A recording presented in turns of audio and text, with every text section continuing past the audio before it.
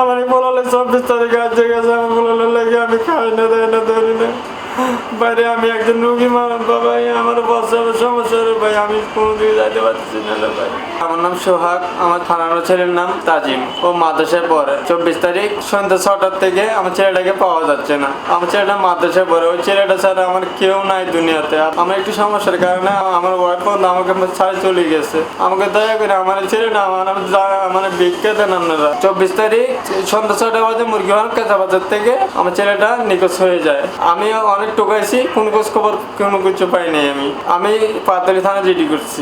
পরনে ছিল একটা শর্ট প্যান্ট, একটা গামছা ছিল গায়ে, আর কিছু ছিল না গায়ে। ও পড়তো সিন্ডিকেটের পরে পাকার মাদ্রাসায় পড়তো। মাদ্রাসার নাম সৃষ্টি মাদ্রাসা। যদি কোনো ব্যক্তি যদি খোঁজ পান, আপনাকে দুইটা ঠ্যাঙ্গে পরে হাতে ধরে ভাইয়েরা বোনেরা আপনারা দয়া করে আমার ছেলেটাকে আমাকে ফেরত দেন। আমি আপনার কাছে আর কিচ্ছু চাই না, টাকা পয়সা কিচ্ছু চাই না। আমার এই পোলাটার হাজিবানে সুযোগ দেন, আমাদের কেউ নাই।